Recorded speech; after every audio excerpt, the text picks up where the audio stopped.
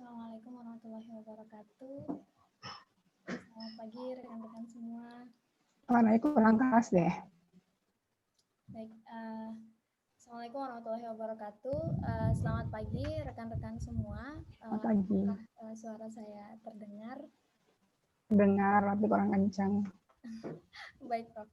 Alhamdulillah nih senang sekali bisa berkumpul di acara WSFC kali ini, Weekend Sharing Session Club bersama Prof. Reni yang ke-29. Semoga teman-teman semua berada dalam keadaan sehat walafiat. Nah, sebelumnya saya ingin menyapa dulu nih Prof. Reni, apa kabar Prof? Alhamdulillah, masalah baik ya. Terima kasih. Alhamdulillah. Saya juga ingin menyapa pembicara kita yang hadir pada pagi hari ini, Mas Ahmad. Selamat pagi, Mas Ahmad. Pagi. Baik, apa kabar, Mas? Baik, alhamdulillah. Alhamdulillah sehat. Ya, terima kasih Mas Ahmad sudah hadir dan bergabung pada acara kita kali ini. Sebelumnya, rekan-rekan semua, saya izin memperkenalkan diri saya. Nama saya Nazlatan Uhro Kasuba, yang pada pagi hari ini insya Allah akan memandu acara kita. Nah, terima kasih rekan-rekan semua yang sudah hadir. Pada pagi yang cerah ini, insya Allah kegiatan kita adalah membahas tentang stigma terhadap anak berbakat. Nah, sebelum acara ini dimulai, izinkan saya memaparkan rundown acara, beberapa peraturan, juga profil singkat moderator dan pembicara kita.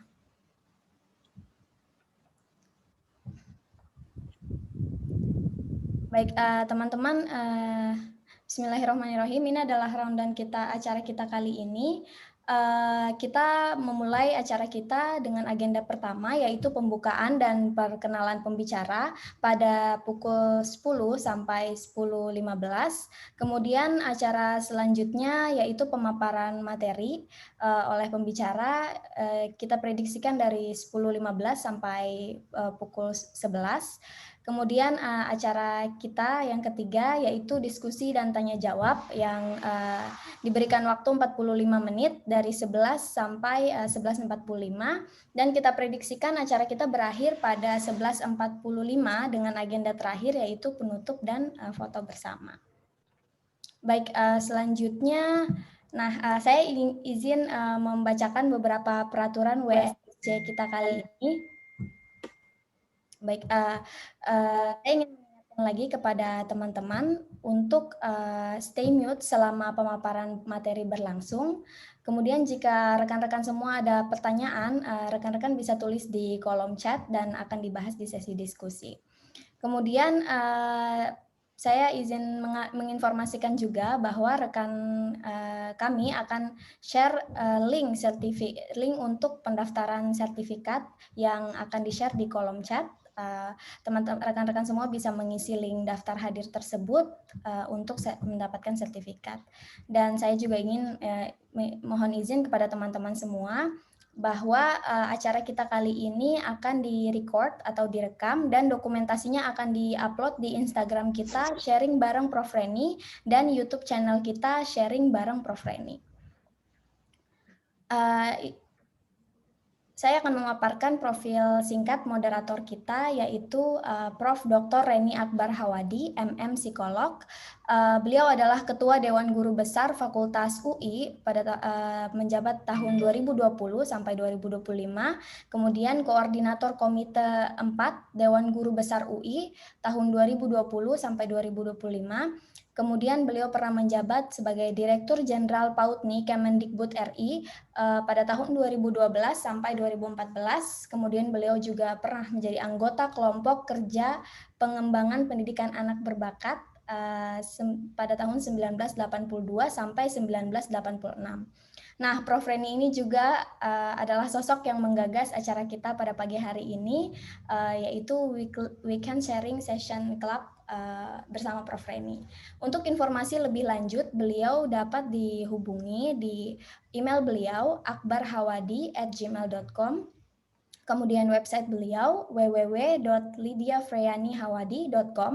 Kemudian di Facebook beliau Reni Akbar Hawadi dan Instagram beliau @Reni Hawadi.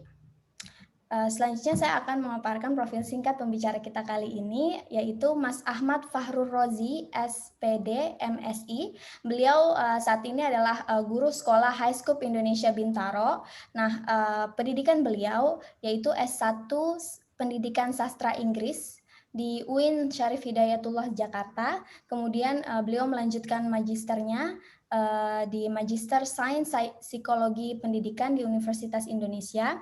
Kemudian pengalaman beliau, ada beberapa pengalaman beliau, yaitu guru bahasa Inggris di SDIT Askia, freelance content input dan quality control di Ruang Guru, kemudian asisten dosen di Universitas Al-Azhar Indonesia, kemudian guru sekolah High School Indonesia Bintaro.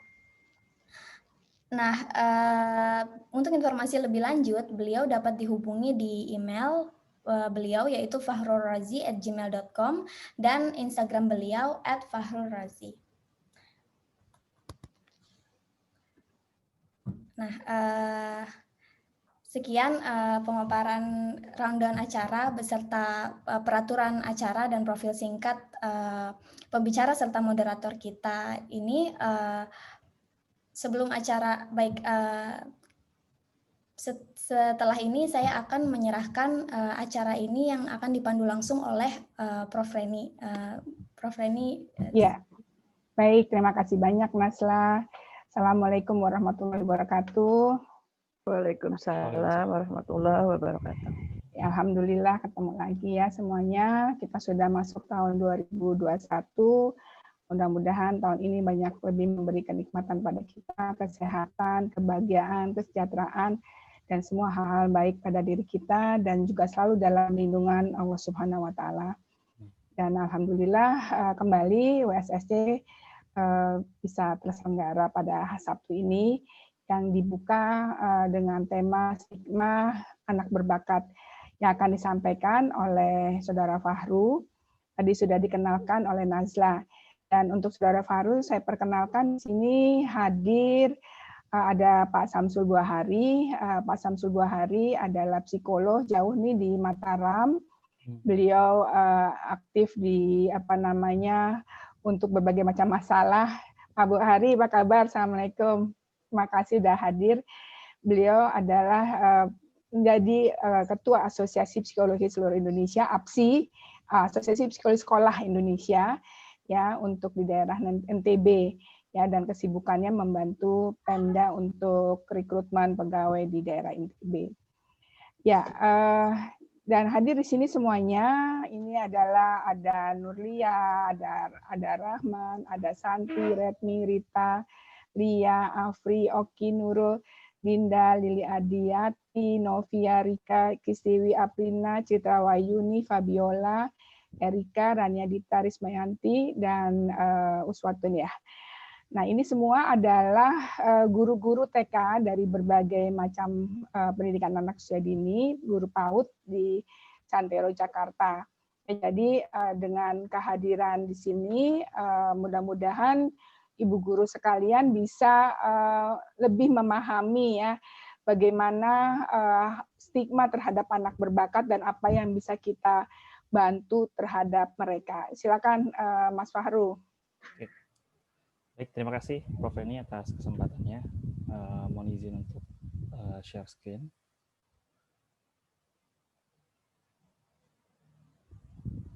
Oke, sebelumnya Bismillahirrahmanirrahim. Assalamualaikum warahmatullahi wabarakatuh. Sebelum kita mulai, saya ingin kita membuka dengan beberapa pertanyaan. Nah, di sini ada pertanyaan dan bisa sudah terlihat? Sudah. Sudah. Oke. Jadi bisa dijawab melalui www.menti.com, kemudian masukkan kodenya 9871515. Jadi pertanyaannya adalah, apa yang kamu pikirkan ketika bertemu dengan seorang mantan narapidana? Jadi sebelum kita mulai ke materi, kita diskusi dulu tentang beberapa pertanyaan. Jadi sebelum kita masuk ke presentasi saya. bisa silakan masuk ke www.menti.com, kemudian masukkan kodenya 98711515.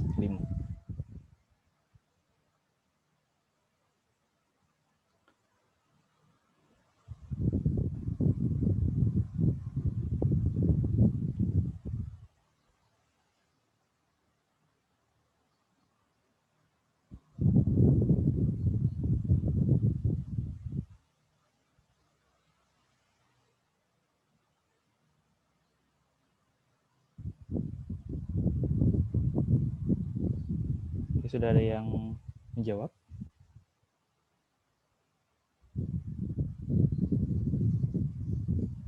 Oke.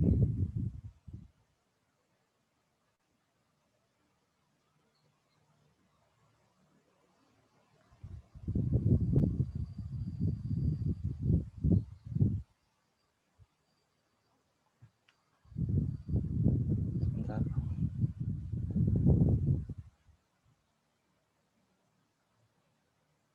Mungkin pada nggak familiar atau bagaimana, apa bisa ditulis di chat?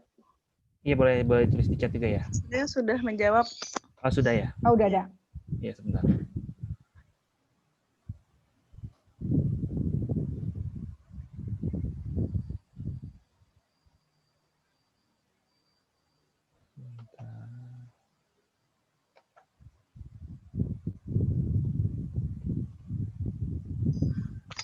Kak, maaf, Pak, kalau untuk Ya. jawaban yang tambah itu bisa nggak, Pak? Ditambah. Jadi tadi itu kan maksudnya jawabnya baru Oh. singkat. Misalkan mau diulang lagi. Nggak apa-apa, singkat aja nggak apa-apa. Iya, nggak apa-apa. Terima kasih. Ya, sama-sama.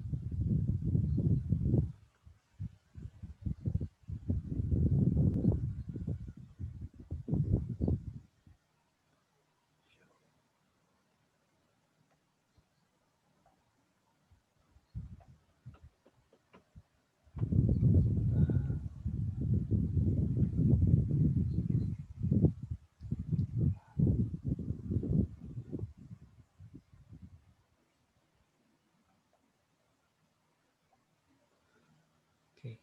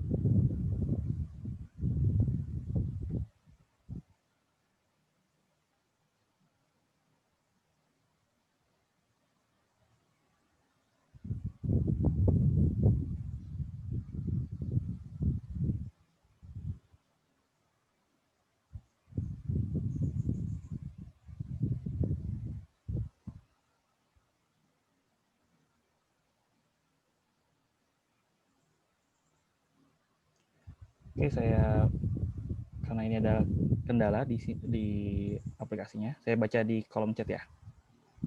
Oke, jadi rasa takut dan khawatir apa yang pernah ia lakukan diulang kembali. Kemudian kurang nyaman, tapi tetap belum menghormatinya, khawatir, takut, tidak nyaman.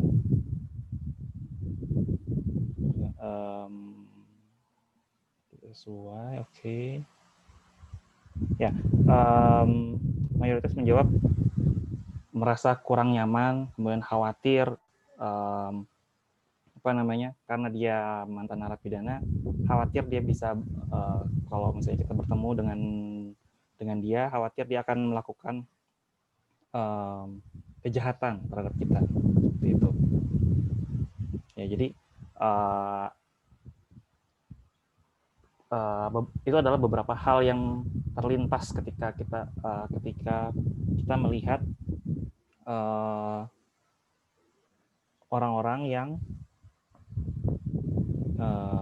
merupakan mantan narapidana. Oke, selanjutnya, sebentar.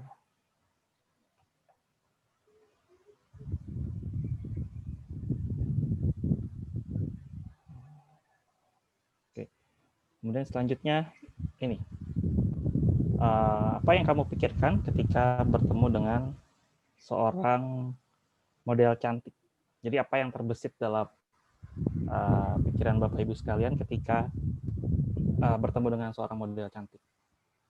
Bisa tulis di kolom chat aja ya.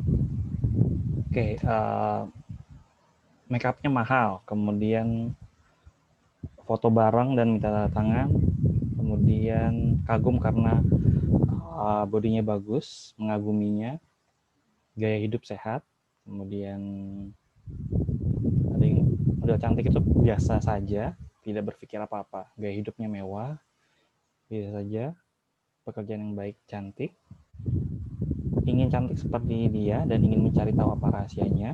Kemudian kalau bertemu model cantik, berasa biasa saja. Oke. Sangat beruntung. Oke. Kagum. Oke, beruntung sekali dapat fisik yang cantik dan dapat memanfaatkan dengan baik. Oke. Ada lagi?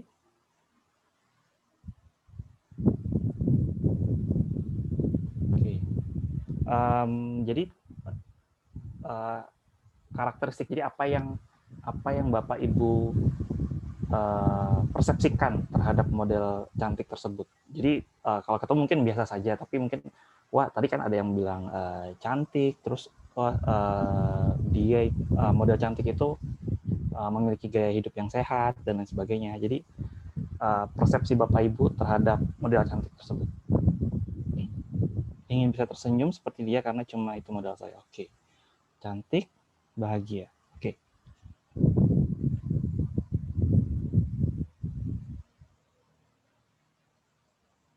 Apakah secantik, jadi apakah cantik fisiknya, apakah itu juga secantik kehidupannya juga ya? Jadi mungkin ada pertanyaan yang muncul. Oke. Ingin punya istri secantik dia. Oke. Ya,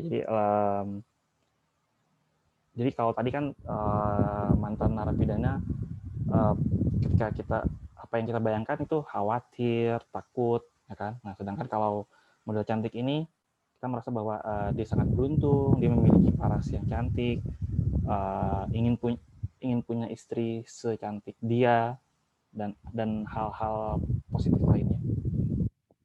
Nah, oke, kemudian selanjutnya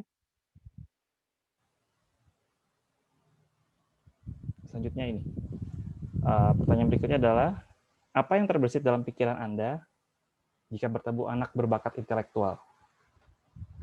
Silakan ditulis di kolom chat.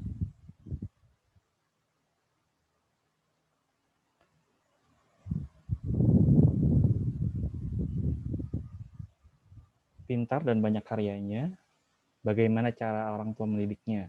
Oke. Yang lain?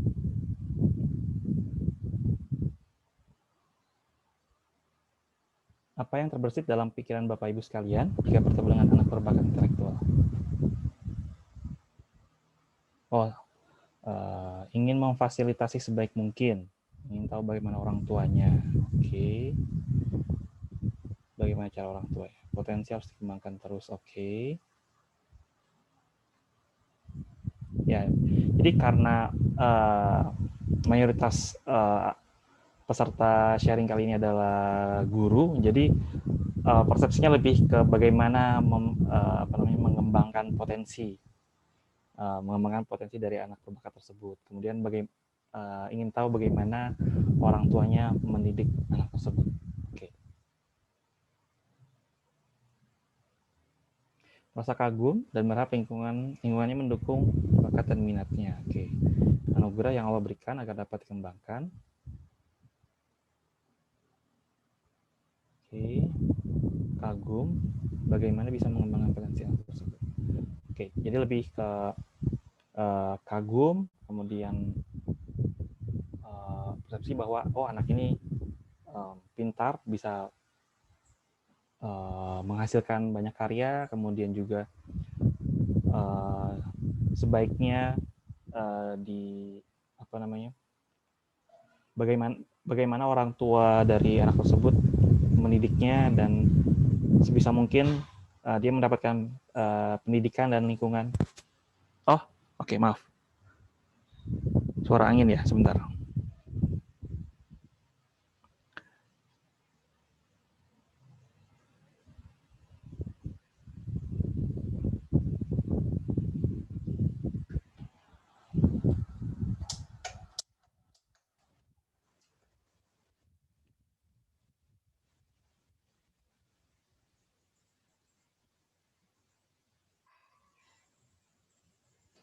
Oke, kagum.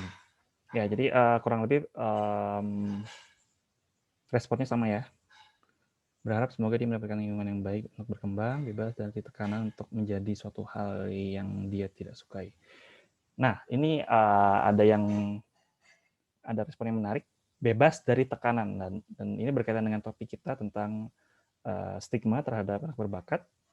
Oke, jadi kita langsung masuk ke pembahasan. Oke, pertama-tama saya akan membahas tentang apa sih yang dimaksud dengan stigma itu sendiri. Jadi di sini saya visualisasikan stigma itu adalah identitas kesenjangan antara identitas sosial virtual dan identitas sosial yang sebenarnya. Virtual di sini adalah yang dipersepsikan oleh orang lain. Dan contohnya seperti tadi, stigma dari mantan narapidana adalah penjahat, kriminal. Ada kemungkinan dia akan melakukan hal-hal yang buruk. Nah, padahal tidak semuanya seperti itu. Jadi stigma itu seperti asumsi atau persepsi masyarakat secara umum terhadap sesuatu atau seseorang. Contohnya tadi mantan narapidana. Dan contoh yang paling hangat adalah stigma dari orang-orang yang terpapar virus COVID-19. Jadi saya sempat mendengar cerita, kebetulan salah satu teman saya penyintas dari virus corona tersebut. Jadi ketika dia ingin pulang dari Wisma Atlet setelah selesai karantina, setelah selesai isolasi di sana, dia kesulitan untuk mendapatkan taksi online karena drivernya takut tertular. Tuh, padahal kan seperti yang kita tahu, taksi online itu kan sudah membuat sekat ya dan selalu dibersihkan. Jadi rasanya terlalu berlebihan jika misalnya tidak ingin mengangkut penumpang yang baru saja sembuh gitu, baru saja sembuh dari virus corona atau COVID-19 ini. Nah, jadi itu di situ. Jadi ada kesenjangan antara identitas sosial virtual dengan identitas sosial yang sebenarnya. Nah, tapi yang perlu diperhatikan adalah konteks matters. Maksudnya adalah konteks di sini berperan penting. Jadi ketika dalam situasi tertentu mungkin misalnya seperti contohnya model yang cantik tersebut. Kalau dia berada di lingkungan yang mayoritas orang-orang di sekelilingnya adalah wanita-wanita cantik juga, jadi dia akan merasa ya kecantikan itu adalah suatu hal yang lumrah atau yang wajar gitu. Nah, tapi beda halnya dengan ketika dia berada di lingkungan yang mungkin wanita cantiknya itu sedikit atau jarang. Jadi ketika misalnya dia lewat di jalanan, kemudian ada laki-laki, nah biasanya kan suka ada laki-laki yang godain ya, misalnya kayak misalnya si model cantik ini pulang larut malam, jalan sedang jalan kaki, kemudian ada laki-laki yang sedang nongkrong di jalan. Biasanya kan kalau ada yang laki-laki yang nongkrongnya biasanya suka godain ya, cewek abis dari mana gitu, main yuk gitu kan. Jadi ada itu kan konteksnya adalah di sini konteks bermain. Jadi dia bisa terkena stigma meskipun dia tadi dianggap dia itu cantik, dia itu memiliki pola hidup yang sehat, dia itu seperti ya memiliki kehidupan yang sempurna, tapi pada nyatanya dia pun mendapatkan stigma juga gitu. Jadi konteks berperan dalam hal ini seperti itu. Kemudian, nah selanjutnya faktor-faktor yang membentuk stigma. Jadi menurut Arboleda Flores tahun 2002, kita masuk spesifik ke anak berbakat ya. Jadi sama halnya dengan model cantik tadi, anak berbakat ini dengan karakteristik positifnya bisa terkena atau bisa mendapatkan stigma. Nah, bagaimana sih stigma itu bisa terjadi? Nah, tahap pertama adalah dikenalinya tanda yang membedakan antara individu dengan individu yang lain. Nah, misalnya kalau anak berbakat, dia itu pintar, dia bisa mengerjakan soal-soal yang sulit, dia bisa mengerjakan tugas dengan mudah tanpa perlu bertanya dan lain sebagainya. Nah, itu kan tanda atau sesuatu yang terlihat oleh orang lain. Nah, kalau misalnya tadi contohnya mantan narapidana, misalnya tandanya bisa kita lihat dari misalnya bekas luka di muka, di wajah, atau misalnya tato dan lain sebagainya. Itu kan tanda.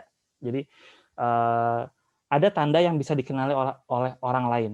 Nah, kemudian tahap selanjutnya adalah terjadinya devaluasi terhadap individu tersebut. Devaluasi di sini adalah seperti merendahkan orang yang terkena stigma. Jadi misalnya tadi seperti yang mantan narapidana tersebut dianggap sebagai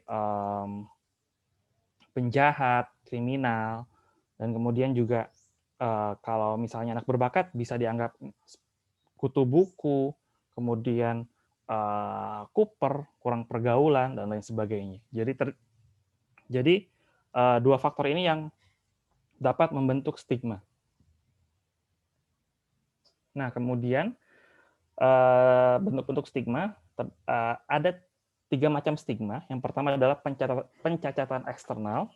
Nah, pencacatan eksternal ini biasanya dengan, kalau tadi contohnya adalah mantan narapidana, misalnya pencacatan eksternal, misalnya ada luka di bagian tubuh, misalnya seperti di wajah, di tangan, dan lain sebagainya. Nah, kemudian penyimpangan pada sifat individu yang kedua.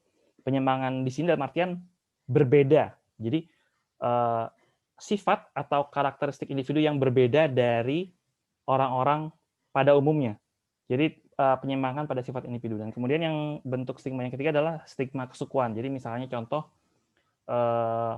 orang-orang ini mohon maaf ya, kalau misalnya ada orang Sumatera misalnya orang kalau orang dari Pulau Sumatera itu orangnya kasar misalnya, atau misalnya intonasi suaranya itu keras atau seperti marah-marah gitu, logatnya misalnya, itu kan apa ya, stigma kesukuan seperti itu. Nah, kalau untuk anak berbakat ini masuk ke dalam penyimpangan pada sifat individu, karena yang berbeda adalah karakteristiknya, karakteristik kecerdasan intelektual yang di atas rata-rata tersebut. Jadi masuknya ke dalam bentuk stigma dalam bentuk penyimpangan pada sifat individu. Oke, nah kemudian menurut Posner pada tahun 1979, jadi orang-orang yang unggul atau orang-orang yang memiliki karakteristik positif di dalam masyarakat juga harus membayar harga yang tinggi atau mahal untuk keistimewaannya. Seperti yang tadi kita sudah diskusikan di awal tentang seorang model. Izin Pak Ahmad, Ya. apakah slide-nya memang seperti ini atau tidak? Oh, ini sedang apa? Iya, sepertinya mungkin Pak Ahmad ganti slide untuk di share screen, Pak. Jadi share screen-nya mungkin ke PPT bukan ke website. Oh, ini masih di website ya? Iya, Pak. Oh, maaf. Oh, maaf. Oh iya, maaf. Oh, pantas. Oke, sorry. Oke, sudah terlihat? Sudah, Pak. Oh iya, oke, terima kasih. Ya, mohon maaf ya. Tadi saya kira sudah masuk ke PowerPoint. Oke, saya lanjutkan. Nah, kemudian the video, Major dan Crocker juga menyimpulkan bahwa orang-orang tersebut itu kenapa mendapat orang-orang yang memiliki karakteristik positif, seperti misalnya seorang model cantik, kemudian anak-anak berbakat, karena karakteristik positif tersebut itu menonjol di dalam suatu masyarakat, dan itu dapat menimbulkan karakter yang negatif. Jadi seperti cemburu. Tadi kan kalau tadi ada peserta yang menyebutkan ketika bertemu dengan seorang model cantik, pengen bisa cantik seperti dia. Itu kan ada keinginan untuk seperti dia, ada meskipun sedikit tapi ada rasa cemburu. Kok saya tidak secantik dia ya. Nah, jadi ada perasaan seperti itu yang bisa memunculkan, kalau misalnya itu rasa cemburunya besar, itu bisa menimbulkan hal-hal yang negatif seperti itu. Jadi anak berbakat pun juga demikian. Jadi ketika misalnya ada teman-teman sebayanya yang merasa, anak berbakat itu jadi mencuri perhatian guru-gurunya gitu. Jadi guru-guru tuh jadi hanya senang kepada anak-anak berbakat ini, sedangkan anak-anak yang punya kemampuan yang biasa-biasa saja itu seolah-olah terabaikan. Jadi bisa muncul rasa cemburu. Dan hal itu bisa memunculkan dampak negatif. Jadi karakteristik positif bisa memunculkan perbuatan yang negatif ketika memang karakteristik positif itu memang sangat menonjol dalam suatu lingkungan seperti itu. Oke, nah kemudian banyak cerita tentang perasaan stigmatisasi terhadap perbedaan yang muncul pada siswa berbakat selama bertahun-tahun. Jadi contohnya Cross, Coleman, dan Haryonkers pada tahun 1991 menulis bahwa dia mewawancarai salah satu anak berbakat. Dia menceritakan perasaannya bahwa menjadi anak berbakat intelektual itu seperti spotlight gitu. Jadi orang-orang tuh melihat dia seperti terheran-heran dan aneh. Jadi dia mengibaratkannya sebagai orang yang mempunyai satu kaki. Jadi orang yang cacat. Nah, atau dia menyebutnya sebagai social handicap. Nah, jadi itu kan kalau ketika si anak tersebut mengambil pengibaratan seperti orang yang memiliki satu kaki kan berarti konotasinya negatif ya. Nah, jadi stigmatisasi terhadap anak berbakat itu sudah terjadi bertahun-tahun lamanya. Dan kemudian hasil penelitian dari Streley pada tahun 2014 menunjukkan bahwa keunggulan pada remaja berbakat intelektual di bidang akademik itu memicu kecemburuan dan mereka mendapatkan perlakuan berbeda dari teman sebayanya. Nah, dalam hal ini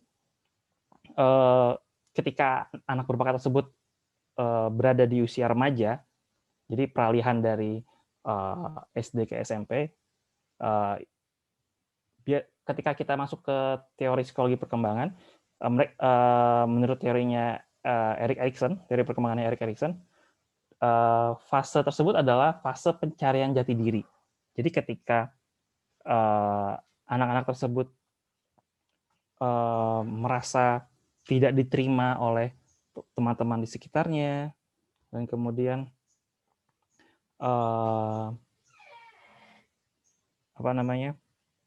tidak diterima oleh teman-temannya dan merasa diasingkan, dan mereka harus berusaha bagaimana diterima oleh teman-teman sebayanya. Jadi muncullah istilah yang disebut dengan forced choice dilemma, di mana anak berbakat ini harus memilih apakah dia harus fokus untuk mengembangkan bakatnya atau fokus terhadap kehidupan sosialnya supaya bisa diterima oleh teman-teman sebayanya. Jadi kalau misalnya dia memilih untuk diterima oleh teman-teman sebayanya, bakat yang dia miliki itu tidak dikembangkan, dan ketika bakat yang tidak diasah itu kan akan semakin lama akan semakin berkurang gitu, akan pudar. Jadi makanya anak-anak berbakat khususnya remaja, ketika mereka masuk ke usia remaja, mereka mengalami dilema tersebut.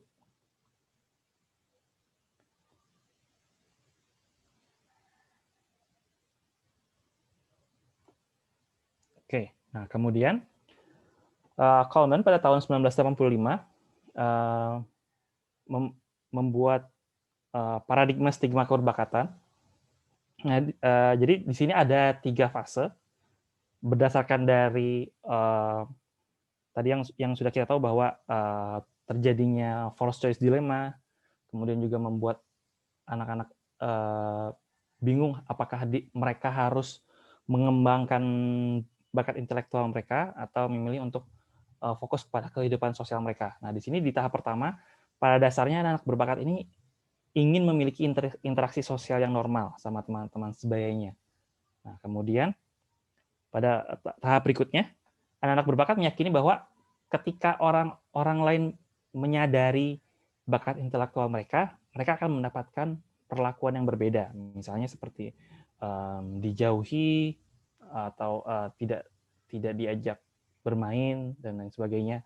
Nah, kemudian tahap berikutnya, untuk menghindari hal tersebut, anak-anak berbakat ini berusaha untuk memanipulasi informasi atau bagaimana berusaha untuk membuat orang lain bisa menerima mereka, atau bisa intinya adalah mereka akan melakukan suatu social coping untuk membuat mereka nyaman. Nah, di sini social coping strategies-nya ini ada beragam. Jadi dari social coping strategies ini, anak berbakat ini berusaha untuk bisa survive dalam melewati masa remajanya mereka. Nah, kemudian Swiatek pada tahun 2001 membagi social coping strategies ke dalam 7 strategi. Yang pertama adalah denying giftedness. Jadi strategi yang pertama adalah anak-anak berbakat ini akan bilang, oh enggak kok, aku biasa aja, aku tuh nggak pinter-pinter banget kali, aku tuh sama kayak kalian gitu. Jadi aku tuh nggak ada bedanya sama kalian. Nah, denying giftedness. Jadi dia berusaha sebisa mungkin untuk menolak bakat yang dia miliki terhadap orang-orang di sekitarnya. Nah, kemudian strategi berikutnya adalah maintaining a high activity level. Nah, di sini strategi berikutnya adalah anak-anak berbakat ini berusaha untuk menyibukkan diri. Jadi dia terus mengerjakan, selain belajar dia misalnya ikut les dan lain sebagainya. Jadi dia berusaha sebisa mungkin tidak menghiraukan kehidupan sosialnya. Jadi dia ingin menghindari konflik dengan teman-teman sebayanya. Seperti itu. Salah satunya adalah dengan menyibukkan diri dengan berbagai macam aktivitas. Dan kemudian selanjutnya ada conformity, penyesuaian diri. Nah, di sini penyesuaian diri di sini mereka akan berusaha untuk menyesuaikan diri pada norma-norma sosial dalam pertemanan di lingkungannya. Misalnya, anak-anak di lingkungan atau di teman-teman sekelasnya misalnya selalu bermain sepak bola misalnya. Nah, dia berusaha menyesuaikan diri dengan ikut bermain sepak bola misalnya seperti itu. Jadi dia berusaha untuk berbaur dengan teman-teman sebaya lainnya. Kemudian yang berikutnya adalah using humor. Jadi kadang anak-anak berbakatnya berusaha untuk menjadi seperti badut misalnya di sekolah atau dengan teman-teman yang dan teman-teman lainnya. Jadi dia berusaha untuk menghibur teman-temannya dan oh ternyata asik juga ya, misalnya si anak berbakat ini gitu. Jadi dia ingin berusaha mengubah pandangan bahwa oh anak berbakat tuh nggak cuma belajar aja, nggak cuma baca buku aja, tapi bisa berbaur dengan membuat jokes atau membuat lelucon dan lain sebagainya. Nah, kemudian selanjutnya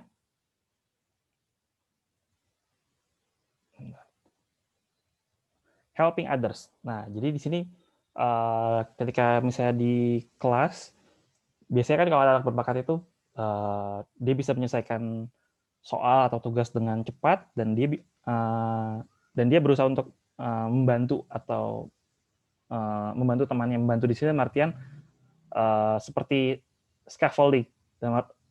Jadi untuk caranya gini loh, cara mengerjakan soal matematika ini. Jadi rumusnya ini, langkah-langkahnya seperti ini. Jadi tidak memberikan jawaban, tapi dia seperti membantu, membimbing teman-temannya untuk belajar seperti itu, helping others. Kemudian selanjutnya peer acceptance. Nah, peer acceptance ini berbeda dengan conformity. Kalau conformity kan dia berusaha untuk menyesuaikan diri, tapi dia tetap dia tetap menjadi diri dia sendiri. Nah, kalau peer acceptance ini adalah strategi yang digunakan oleh anak-anak berbakat, bagaimana caranya dia itu diterima. Jadi biasanya kalau anak-anak sekolah kan gini ya, kalau kamu mau masuk geng kita, kamu tuh harus misalnya harus bisa misalnya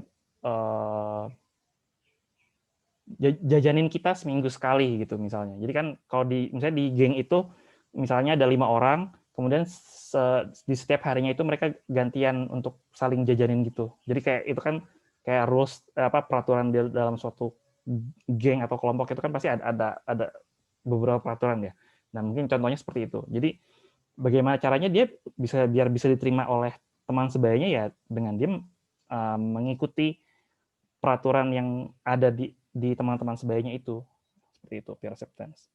Nah, kemudian minimizing focus on popularity. Nah, ini mirip dengan denying giftedness, tapi kalau ini tidak diucapkan. Jadi dia misalnya mengerjakan tugas, dia sebenarnya bisa cepat menyelesaikan, tapi dia berusaha dia dikerjakannya pelan-pelan. Jadi seolah-olah ya dia itu sama teman-teman sebaya lainnya. Jadi dia butuh waktu yang lama juga untuk mengerjakan soalnya. Padahal dia bisa lebih cepat. Jadi dia berusaha untuk meminimalisir popularitas atau dia berusaha menjauhi kerumunan. Kalau misalnya dia intinya di minimizing focus on popularity ini dia berusaha sebisa mungkin tidak menonjol di di lingkungannya atau di teman-teman sebayanya, seperti itu. Nah, kemudian penelitian tentang stigma keberbakatan, tadi seperti yang sudah dijelaskan, penelitian dari Strelly tahun 2014, dan juga penelitian dari saya tahun 2017. Penelitian ini, saya melakukan penelitian berdasar terinspirasi dari penelitian dari Strelly, dan namun saya mengembangkan penelitian tersebut.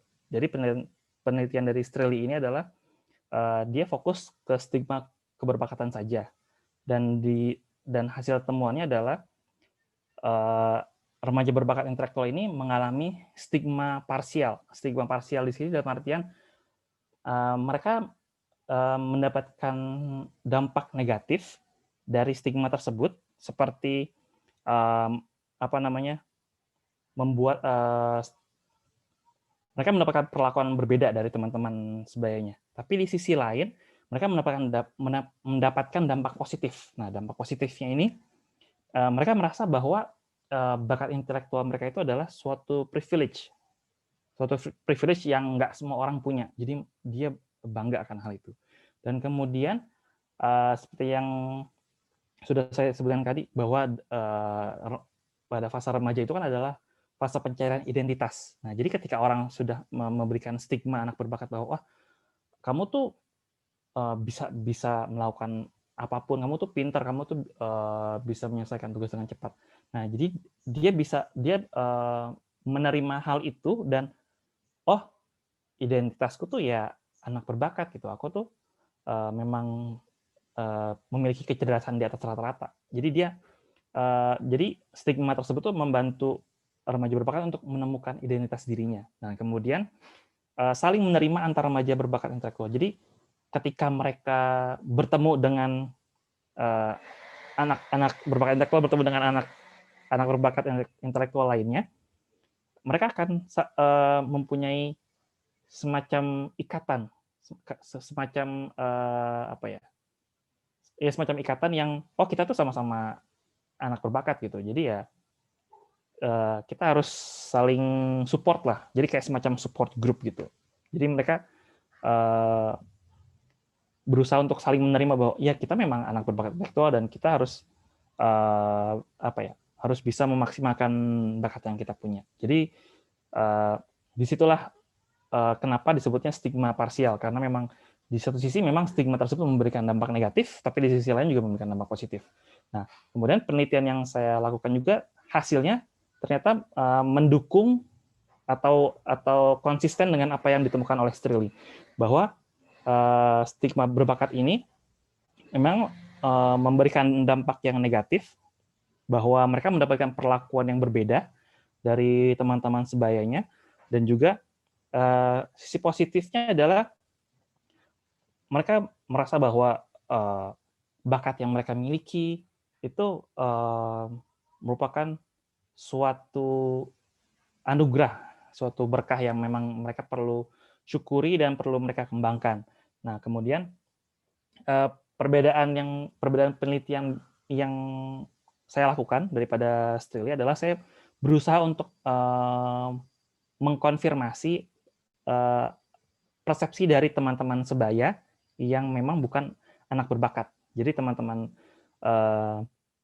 yang non-gifted, jadi mereka menganggap bahwa anak berbakat ini ya tahu tentang segalanya gitu, mengetahui banyak hal. Nah, stigma ini kan kemudian ketika saya bertanya kepada salah satu anak berbakat, ya kita nggak meskipun tahu banyak hal, tapi kita nggak tahu segalanya gitu.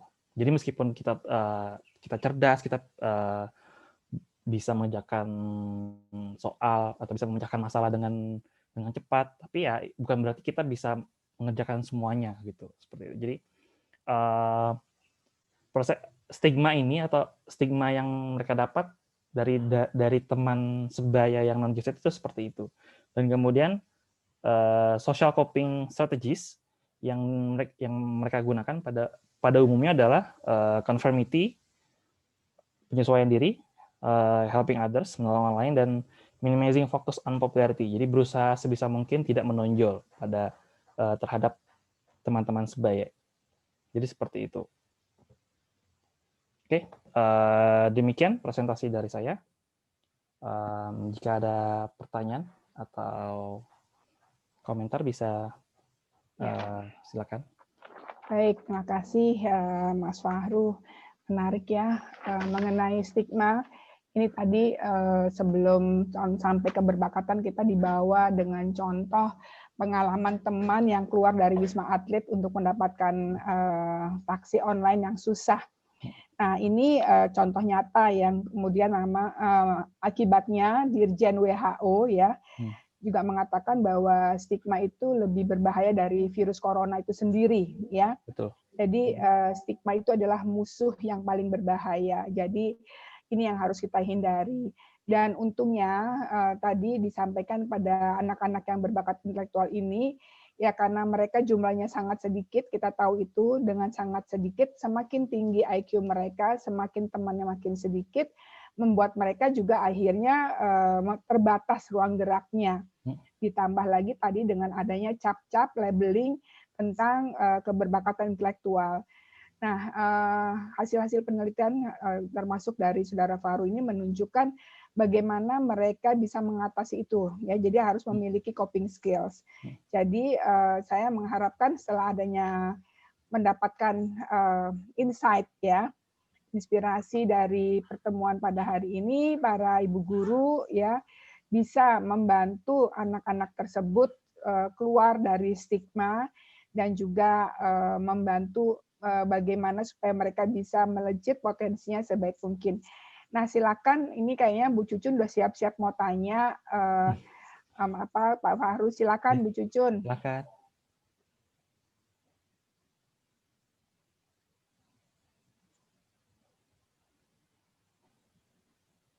Bu Cucun, silakan.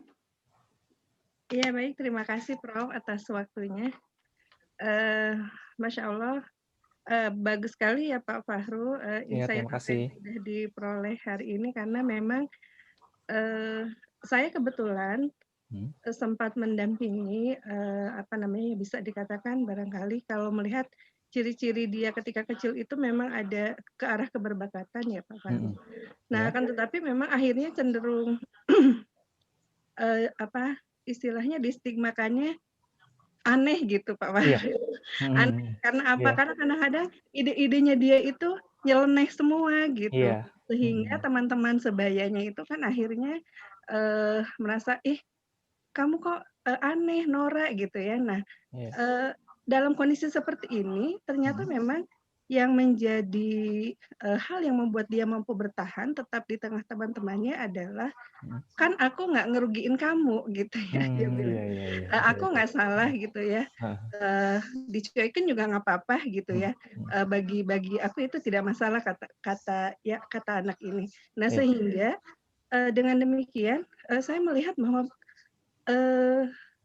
kemampuan untuk bertahan dari semua kondisi stigma yang disampaikan itu kan berarti berpulang ke arah daya tahan si anak sendiri begitu ya Pak ya. Betul. Bisa keluar dari kondisi yang mungkin tidak mengenakan sebetulnya, karena kadang kalau orang lain yang melihat juga kan kasihan juga begitu kalau sampai distigmakan terus seperti itu oleh lingkungannya. Nah, sampai akhirnya mungkin yang ingin saya tanyakan adalah Pak Fahru, bagaimana tadi untuk bisa kemudian menumbuhkan ketahanan ini ya di dalam ketahanan, oke. Tadi kan berarti yang coping skill social coping. Social coping skill. Nah, mungkin kalau untuk di anaknya ini kebetulan anak laki-laki ya, itu apakah nanti akan berbeda secara secara pelaksanaannya dengan yang anak perempuan begitu ya? Nah, itu seperti apa Pak? Mohon penjelasannya.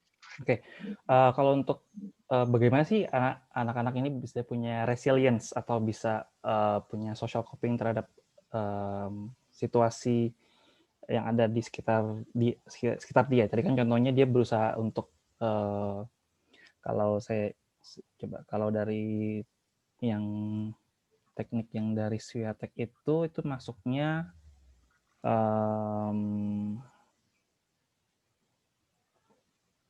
di Swiatek tidak ada, tapi kalau tidak salah, kalau di teori social coping itu memang ada seperti defense mechanism, dan dia apa namanya, intinya tuh dia defensif, tapi dia seperti punya apa ya, seperti punya pegangan, dalam artian tadi pegangannya kan adalah prinsipnya aku kan tidak merugikan orang lain. Nah, di situ ada pegangannya itu. Nah, pertanyaan kan bagaimana sih kita bisa mengajarkan keterampilan atau skills tersebut. Nah, balik lagi kalau menurut saya bagaimana orang tua dan guru bisa membantu anak ini. Jadi misalnya seperti ini. Ketika pertama kali dia mendapatkan perlakuan seperti itu, misalnya guru bisa mengajak diskusi untuk mengkonfirmasi apa sih yang dia rasakan gitu. Apa sih yang dia rasakan ketika mendapatkan perlakuan seperti itu. Jadi misalnya, aku nggak suka misalnya, karena apa namanya, aku nggak suka diperlakukan seperti itu. Padahal kan itu ide aku ide yang bagus gitu. Kenapa mereka nggak bisa paham? Nah, jadi di situ bisa kalau misalnya di sekolah, kalau misalnya terjadinya di sekolah, guru dan sebenarnya guru dan orang tua sih, peran guru dan orang tua itu sangat penting. Jadi berusaha untuk mengkonfirmasi perasaannya dan kemudian mengajak diskusi dan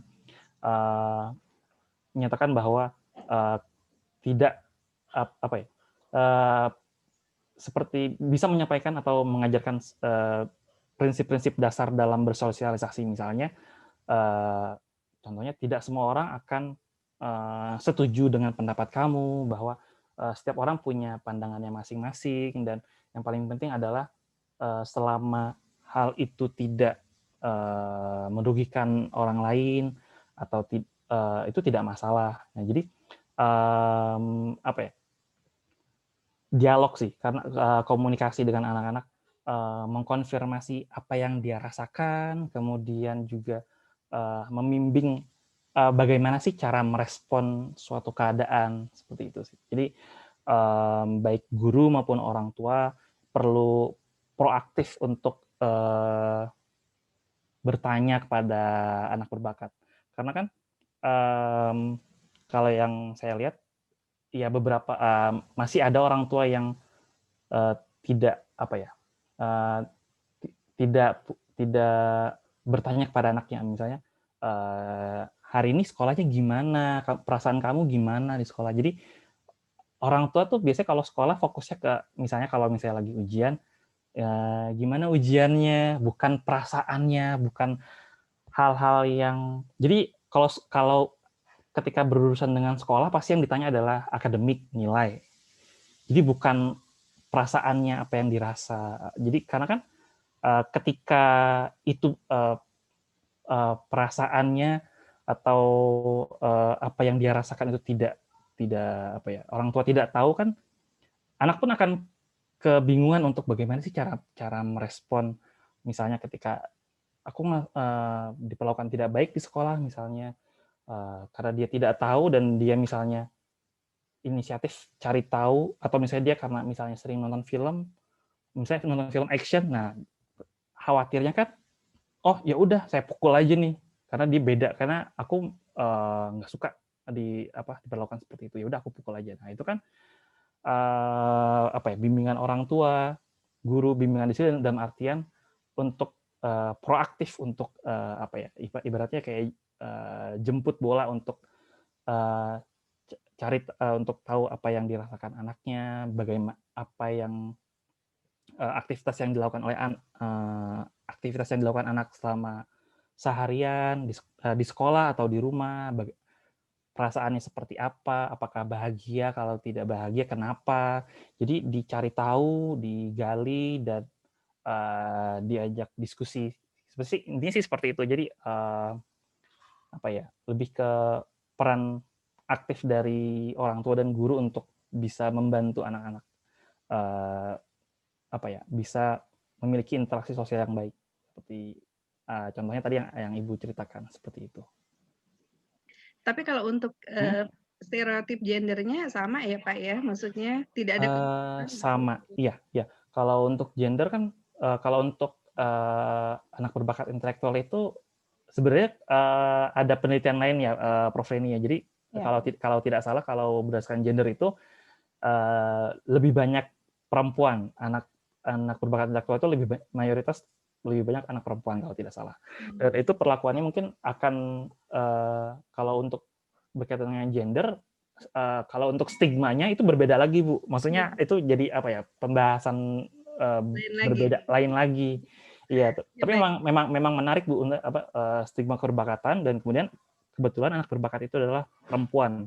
Nah, dia kan seperti mendapatkan, karena kan meskipun sekarang sudah 2021, kadang masih ada anggapan bahwa perempuan nggak perlu sekolah tinggi-tinggi lah. Nah, biasanya kan itu ya, kan ujung-ujungnya misalnya di dapur gitu kan, ngurus anak. Nah, itu kan menghambat, maksudnya ketika si anak berbakat intelektual perempuan ini, dia ngerasa ya aku kayaknya nggak perlu ngembangin bakat intelektual aku deh, ya karena ujung-ujungnya aku ya di rumah gitu, ngurus anak, ngurus rumah. Jadi itu kan jadi nggak stigmanya tuh ya stigma ya tentang perempuan juga, tentang masyarakat peran perempuan. Nah, itu dia. Jadi bisa double lah ibaratnya. Stigmanya itu nggak cuma stigma tentang dari keberbakatannya aja, tapi ya pandangan-pandangan umum tentang peran perempuan di masyarakat itu seperti apa,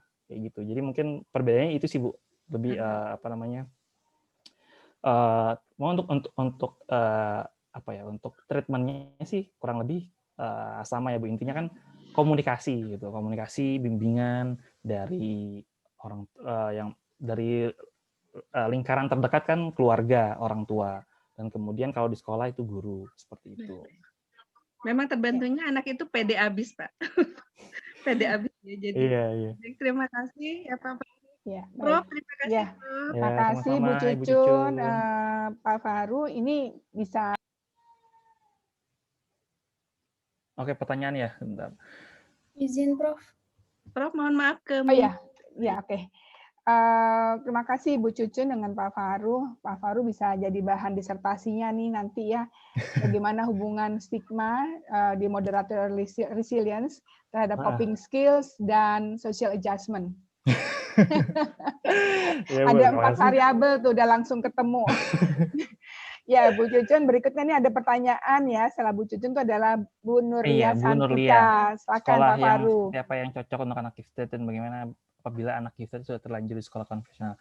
Nah, oke, terima kasih pertanyaannya Ibu Nurlia Santika. Jadi kalau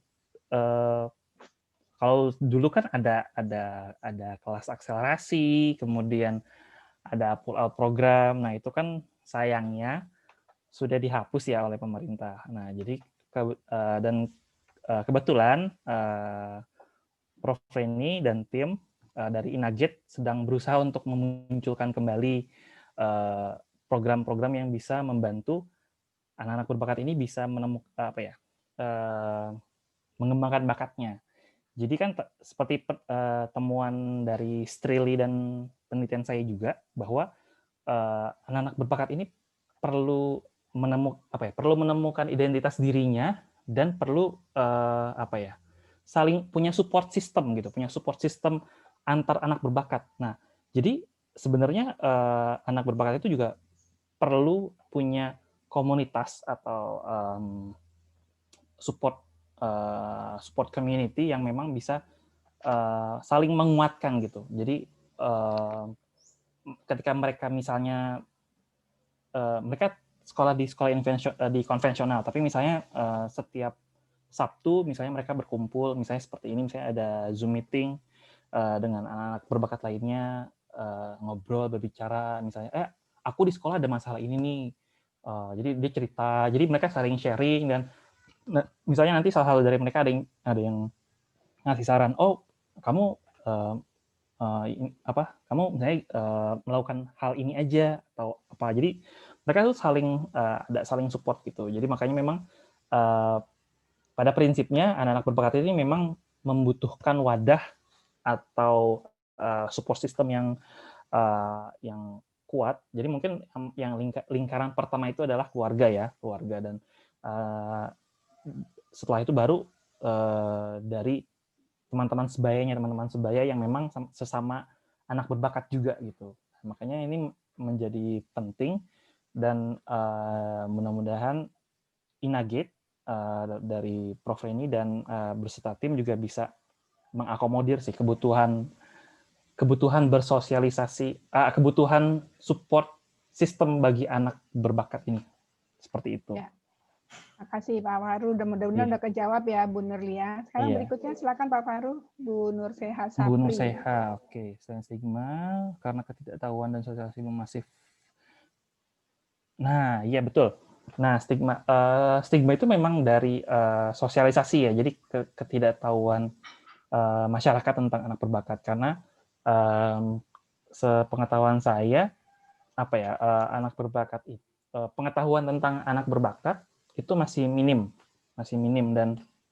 dan ketika orang melihat wah ini anak ini pintar, hanya sekedar pintar saja, hanya dianggap oh dia bisa belajar sendiri, oh dia nggak perlu diajarin, cukup kasih materi aja dia bisa jawab sendiri. Padahal anak-anak ini tetap butuh bimbingan gitu, nggak cuma dilepas gitu aja gitu kan. Karena kalau yang saya perhatikan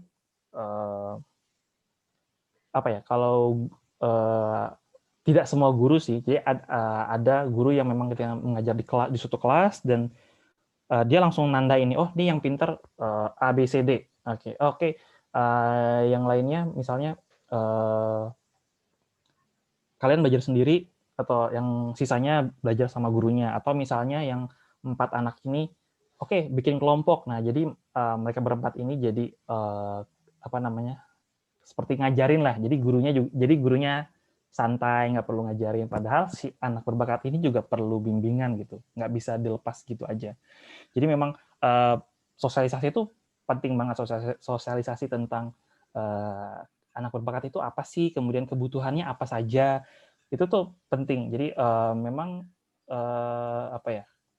kalau secara umum kan anak berbakat ini kan masuk ke dalam ABK ya, anak berkebutuhan khusus, dan informasi atau pengetahuan tentang anak berkebutuhan khusus pun secara umum masih bukan minim ya, maksudnya kurang terekspos, meskipun ya belakangan ini sudah mulai perlahan lah dikit-dikit itu sudah mulai muncul. Cuma kalau untuk spesifik anak berbakat intelektual ini masih minim seperti itu. Jadi memang betul stigma itu terjadi karena memang minimnya informasi.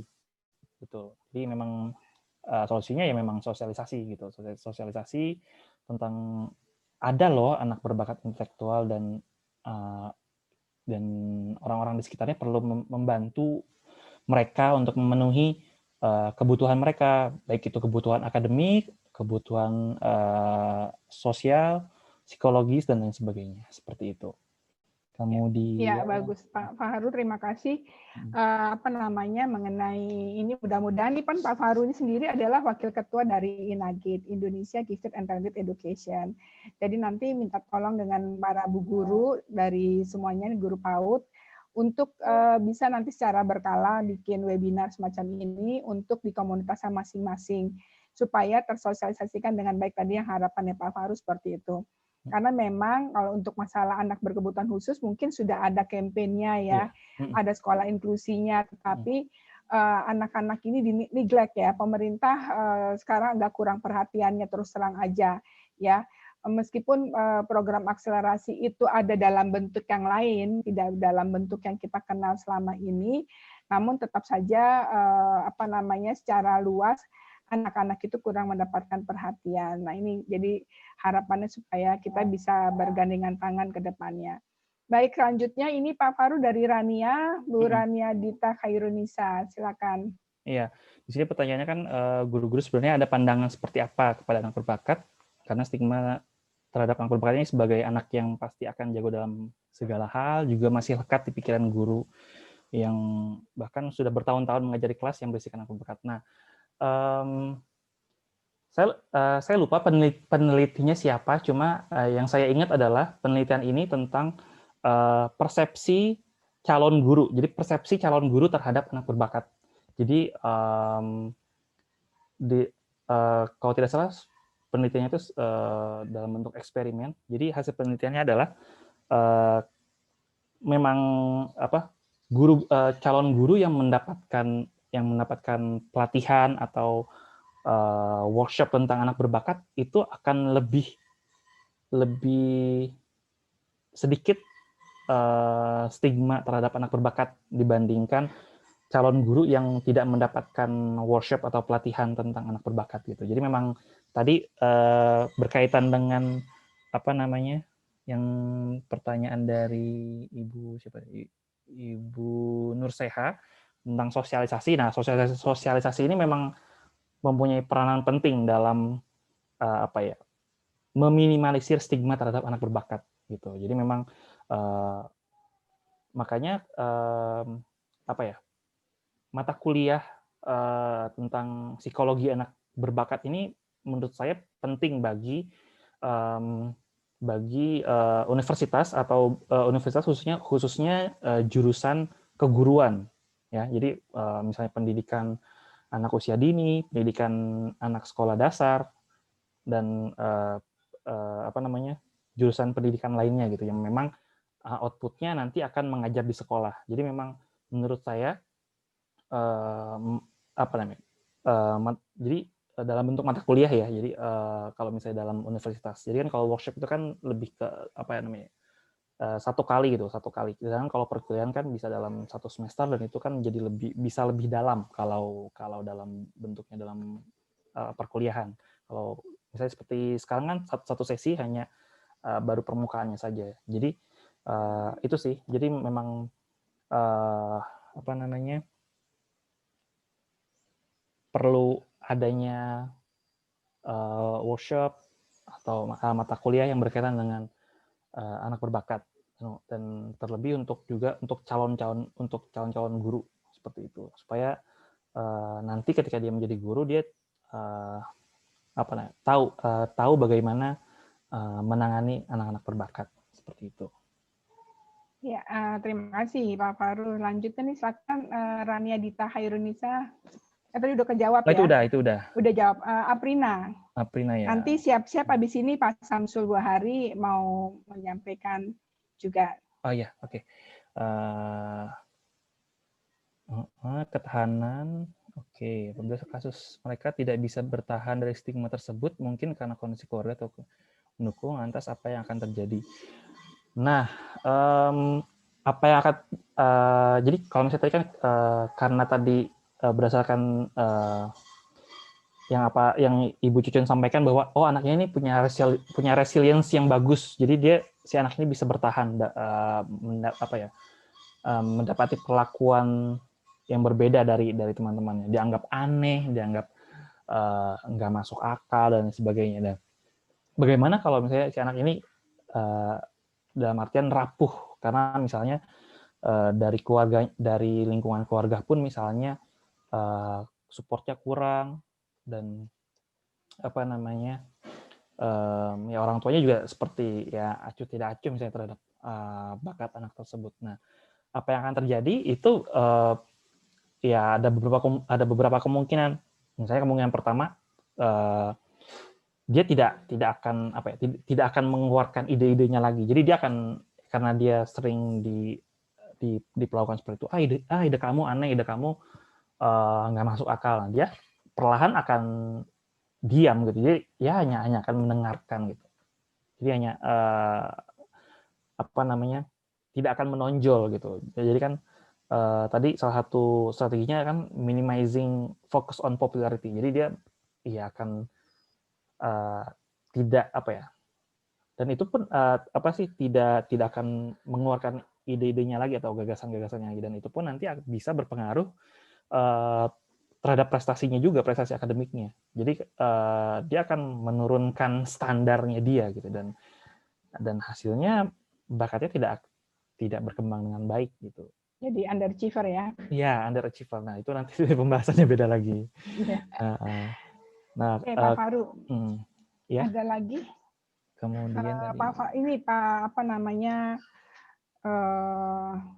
Pak Samsul Buahari mungkin sebagai psikolog praktek di Mataram, Lombok, bisa men-sharing kepada kita semua di sini kasus-kasus yang ditemukan di sana bagaimana. Silakan Pak Samsul.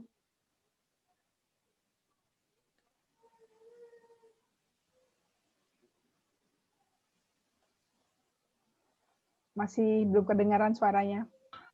Ya, terima kasih. Assalamualaikum warahmatullahi wabarakatuh. Waalaikumsalam. Yang saya hormati Ibu Prof. Reni, kemudian pembicara. Ya, ini saya rasanya ditodong ini sama Bu Prof. Biar bicara. Ya, ya sebenarnya kalau kita berbicara anak yang apa istilahnya cerdas intelektual, ya selama ini memang lebih banyak ke peserta didik. Cuma sekarang ini kan programnya menjadi hilang itu yang untuk anak-anak cerdas istimewa itu. Nah, sehingga agak sulit kita mendeteksi lagi karena kayaknya itu sudah tidak jadi prioritas seperti Ibu waktu Ibu Prof waktu zaman kira-kira 10 tahun yang lalu. Ya memang sangat disayangkan program itu menjadi hilang di sekolah-sekolah, padahal itu menjadi sangat penting untuk kita menelusuri anak-anak berbakat istimewa itu. Nah, cuma kalau kasus-kasus kalau saya hubungkan dengan PNS, ya memang kita tidak menemukan PNS yang memang cerdas istimewa dari segi intelektual. Karena walaupun kita mengetes gitu ya, mencari calon-calon pejabat, terutama kalau saya calon pejabat eselon 4, eselon 3 dan 2, memang tidak kita temukan ya memang betul-betul berbakat, artinya cerdas istimewa. Kenapa? Karena kadang-kadang karena mereka sudah berada di dalam posisi seperti PNS, mereka sudah merasa aman. Jadi ya dia kurang mengeluarkan kemampuan yang maksimalnya itu, sehingga pada saat diukur itu nggak ketemu gitu. Tapi sebenarnya terlihat dari kadang-kadang performa kerjanya yang kurang berjalan gitu. Tapi ya itu tadi karena memang program di tempat khususnya di pemerintahan itu tidak ada yang memang memfokuskan untuk ya paling-paling yang dihubungkan dengan kreativitas saja. Ya artinya bahwa kalau dia mampu menciptakan sesuatu yang baru atau membuat suatu program-program baru yang akan mempercepat pekerjaannya, ya paling itu diapresiasi itu. Tapi kalau yang khusus mendeteksi yang cerdas istimewa atau yang betul-betul cerdas intelektual, sampai sekarang belum ada Bu Prof. Gitu. Ya. Ya Pak Samsul, ini Pak Samsul bekerja sebagai di Badan Kepegawaian Daerah. Oke, terima kasih banyak sharingnya Pak Samsul. Oke. Ya, berikutnya mungkin mendengar nih dari Pak Rahman Suryo. Silakan, mungkin ada yang mau di-share ke kita di sini kepada teman-teman guru. Pak Rahman. Pak Rahman Suryo, ada yang mau di-share? Atau Mbak Fitri ya, Mbak Fitri mana? Mbak Fitri ini mau apa namanya? Mau maju ujian. Jadi bisa sharing sedikit nggak? Iya Bu, terima kasih Prof. Reni ya. Terima kasih juga Pak Mas Fahrul ya untuk paparannya, saya sangat menarik sekali dan kebetulan waktu pas mengerjakan saya juga belum sempat membaca, jadi sangat menarik. Ternyata ada social coping strategi yang paling sering digunakan ya, dan itu satu informasi baru buat saya dan saya rasa juga buat teman-teman guru itu bisa dimanfaatkan, bahwa mungkin social coping strategi ini bisa dikembangkan sebagai pendampingan guru terhadap siswa berbakat ya, sehingga mereka bisa mengatasi si stigma keberbakatan ini gitu. Kalau dari paparan ini mungkin yang ingin saya tadi yang menjadi highlight untuk diri saya sendiri dan juga mungkin bisa menjadi highlight untuk ibu-ibu guru di sini gitu, adalah tadi ya bahwa sebagai guru dan orang tua itu punya peranan yang besar untuk menguatkan agar anak-anak ini bisa mengatasi stigma keberbakatan yang muncul dari lingkungan yang tidak paham tentang dirinya gitu. Itu satu poin yang menurut saya sangat penting gitu, dan saya setuju sekali tadi bahwa perlu ya gitu, maksudnya dilakukan mungkin teman-teman guru bisa apa tadi melakukan juga di tempatnya sendiri gitu ya, webinar-webinar kecil gitu ya seperti itu, sehingga pemahaman tentang bagaimana menguatkan ini menjadi tepat sasaran gitu, menjadi satu kekuatan gitu ya dari guru-guru untuk menangani siswa berbakat, karena memang sangat disayangkan siswa berbakat ini untuk yang underachiever tuh cukup dominan sebenarnya gitu ya, seperti itu di Indonesia tuh masih menjadi satu isu gitu. Sehingga banyak siswa berbakat yang beberapa tuh memilih untuk tidak ikut sistem sekolah gitu, padahal sangat disayangkan ya kalau berbakat intelektual kan sebaiknya mereka berkembang di dalam sistem pendidikan yang formal gitu ya, seperti itu. Jadi mudah-mudahan kalau ibu-ibu guru di sini bisa bersatu gitu ya, kemudian juga tadi kami dari Inagate bisa membantu bekerja sama, kita bisa membentuk satu pelayanan pendidikan yang formal untuk siswa berbakat ini gitu. Dan kemudian tadi juga maksudnya bahwa mudah-mudahan ya kita bisa menggalang bahwa mereka punya satu komunitas atau wadah sehingga mereka merasa tidak aneh sendiri gitu. Itu satu hal yang sangat menarik di sini untuk topiknya. Jadi menurut saya terima kasih banyak Prof. Reni dan Mas Fahru ya untuk paparannya sangat bermanfaat. Itu Prof. Reni. Baik, terima kasih Mbak Fitri. Ya, jadi ini ide Mas Fahru tadi bahwa secara berkala mungkin untuk ada webinar ini bukan hanya bu guru saja atau orang tuanya, tapi juga anak-anaknya ya. Nah itu bagaimana cara mendapatkannya itu, ini satu PR juga nih bagi kita semua. Yang mudah-mudahan nanti ada campaign supaya kita buat semacam kayak tadi pertemuan ini untuk outletnya mereka tadi ya, coping skills mereka. Baik, terima kasih. Ada yang mau bertanya? Ini saya baca nama Khairunisa. Apakah ini Nisa mamanya Nisa mamanya ini ya Hadi bukan? Nisa Hadi bukan? Ayo Nis, silakan. Nisa mungkin sebagai psikolog praktek ini lama dulu bersama saya ya di kantor konsultan saya, dan kemudian menjadi sejak S1 itu sudah menjadi pegang SDM ya di satu perusahaan otomotif kalau nggak salah, dan terus kemudian di perusahaan apa lagi nih. Nah sekarang bagaimana, apakah selama pekerjaan itu dan juga setelah menjadi psikolog ini bisa sharing nggak? Atau mungkin pengalaman dengan anak-anak yang bertiga itu? Silakan. Jadi sempat di salah satu perusahaan saya ada supporting saya itu kebetulan junior saya yang sempat jadi ikut akselerasi Bu di SMP 252 waktu itu. Jadi SMP-nya 252 SMP 252 kemudian ikut akselerasi, kemudian masuk SMA 81, kemudian masuk psikologi UI, dan akhirnya kita ketemu di pekerjaan itu gitu. Nah, memang karena ada beberapa yang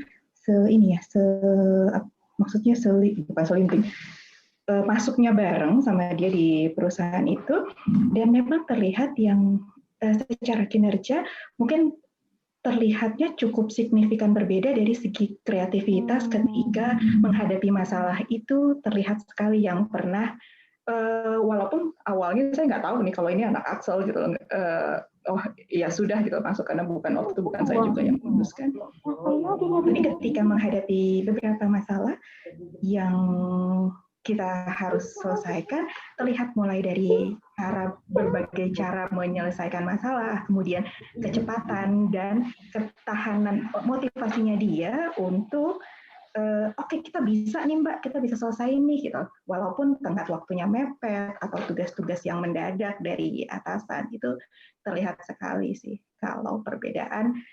Kalau saya lihat aktualnya ya, seperti itu sih mungkin sharingnya. Oh. Jadi ini Nisa ketemu dengan waktu kerja itu ketemu dengan anak Axel ya yang pernah dites. Oh gitu, itu ajaib banget ya. Dan ternyata memang ada perbedaan yang signifikan dengan anak-anak lainnya ya, dan karyawan lainnya. Ya, yang biasa. Terus dengan stigma yang lain, apakah menemukan nggak bahwa dia bagaimana tadi kan kalau stigma selalu konotasinya negatif? Oh iya, stigmanya, ya kalau Apa dia kurang bisa bergaul atau gimana, selfish? enggak sih, kalau servisnya dia bisa, dia memang tidak menonjolkan diri ya, jadi conform to community yang ada di situ. Jadi kalau tidak dalam situasi-situasi tertentu atau dengan orang yang lebih umum itu nggak dikeluarkan. Jadi kalau dengan saya coba, oh Mbak, aku bisa nih, tapi ketika dia ada dalam kelompok yang jauh lebih besar ya, dalam organisasi, itu dia biasa aja. Jadi pasif kalau nggak bisa tuh gitu. Kalau tidak dalam kelompok yang kecil ya, dia nggak untuk menyamakan dirinya gitu dengan apa yang ada di situ gitu. Jadi kalau kita ketemu dengan sister company yang lain gitu ya, itu kalau saya mikirnya ketika dia berada dalam kelompok kecil harusnya dia bisa. Tapi ketika kita ketemu sister company dia biasa aja gitu, nggak berusaha untuk menunjukkan dirinya, padahal informasi yang dia punya harusnya bisa gitu. Ya, memang ini ciri khas anak cerdas istimewa ya. Jadi mereka tuh di awal itu kayak belaga bego gitu, kayaknya dia pasif gitu ya. Jadi kalau udah dia nyaman, ya baru dia kelihatan taringnya gitu. Baru dia kelihatan, baru bisa dia menguasai, mendominasi gitu. Karena kalau pada awal-awal dia sudah menunjukkan jati dirinya, itu banyak yang disengket-sengket gitu ya, dicegat-cegat sama lingkungan. Kamu ngalamin gitu juga ya? Ya, jadi seperti itu. Nah, ini Nisa punya adik ya, dua-duanya dia twin, laki-laki dan dari ITB ya, itu brilliant semuanya ya, dan mereka sekarang sudah berhasil. Selamat ya Nisa ya, terima kasih nih sharingnya. Nah ini mungkin Nasla juga bisa cerita. Nasla ini jauh ya tinggalnya ya di Maluku Utara. Mungkin sebagai anak yang juga cerdas istimewa gitu, Nasla bisa bercerita nggak selama sekolah bagaimana, apakah ada handicap, nggak ada berhadapan dengan teman-temannya? Iya, Prof. Mungkin kalau cerita tentang diri sendiri, mungkin belum, Prof. Cuman Nazla sendiri lebih tertarik ke menceritakan gimana sih Nazla penasaran terhadap nasib anak-anak berbakat yang ada di sana gitu, Prof. Maksudnya di sana itu kan berada di banyak sekolah-sekolah yang di kepulauan gitu, Prof. Jadi sangat minim akses edukasinya, fasilitas-fasilitas pendidikannya. Jadi setelah mendengar pemaparan materi kali ini, rasanya Nazla jadi greget gitu, Prof.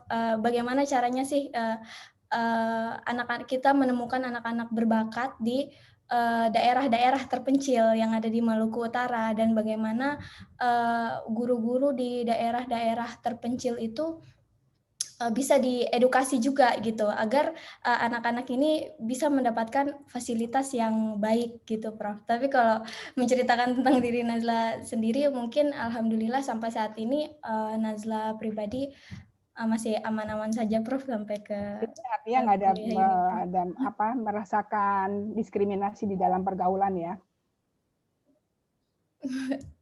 Belum, Prof. Cuman kebetulan saya Nazla itu suami itu, Prof, juga Nazla nggak tahu ya bagaimana parameternya, tapi dia itu dari SD sampai SMA itu akselerasi, Prof, sampai selesai itu. Cuman memang dia ada keterbatasan juga, mungkin komunikasi gitu, mengkomunikasikan apa yang dia rasakan gitu, Prof. Dan mau menunjukkan sama, Prof, menunjukkan potensi dia di awal-awal itu.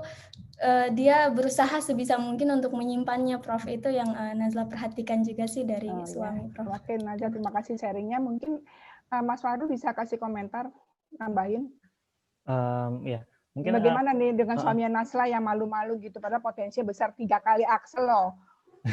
Nah itu dia, makanya pentingnya support dari lingkaran terdekat ya, misalnya seperti keluarga, karena memang ketika memang potensinya tidak diakui atau misalnya tidak didukung gitu, tidak didukung penuh,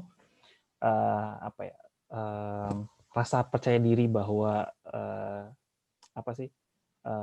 dia tuh bisa lebih dari yang dia bayangkan gitu. Misalnya dengan dia sudah mengikuti kelas akselerasi selama sekolah, itu kan sudah menjadi bukti ya. Namun baik lagi mungkin ada hal-hal lain yang memang menjadi pertimbangan bahwa dia berusaha untuk confirm, berusaha untuk menyesuaikan diri dengan lingkungan sekitar gitu.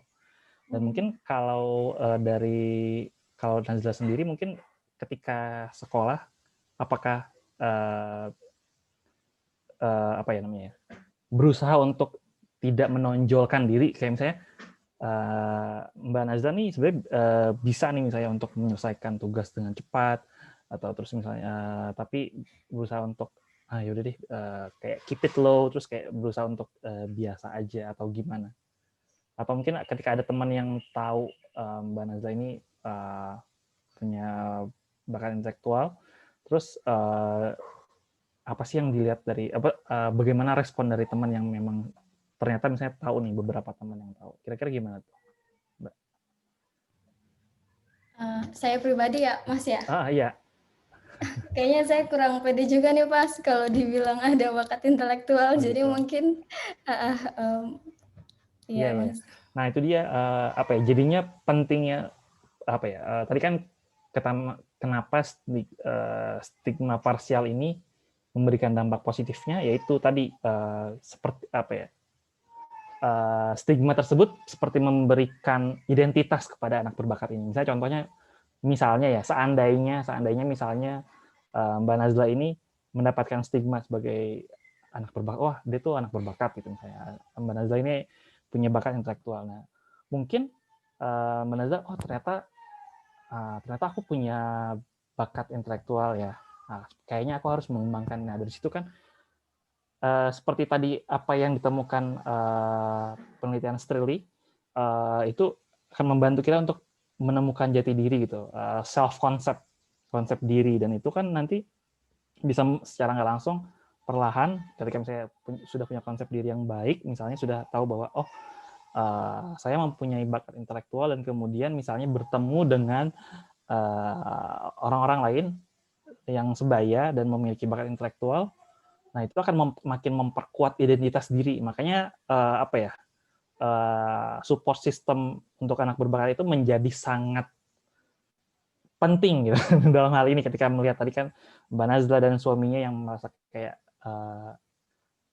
aku tuh anak berbakat, iya, jadi ngerasanya ya karena memang belum mendapat konfirmasi dari orang lain, jadinya ya nggak tahu apakah dia tuh berbakat atau enggak, seperti itu sih. Ya, Mas Fahrul, sekarang kita udah memberikan konfirmasi bahwa Nazila itu berbakat.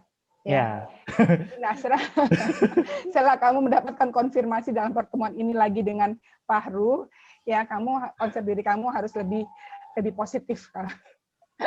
Dan mudah-mudahan dream kamu untuk membantu anak-anak yang di 3T di daerah Provinsi Maluku Utara tercapai, ya. Amin. Untuk itu kamu sendiri harus blooming dulu, habis S2 selesai, S3, dan kembali ke mengabdikan diri ke Maluku Utara.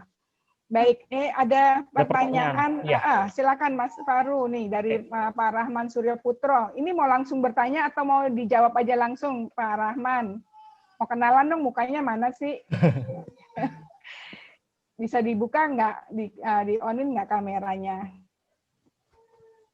Kayaknya nggak mau. Ya silakan Pak Fahrul. Ya, jadi pertanyaan kan, apakah hanya terdeteksi dengan prestasi akademik?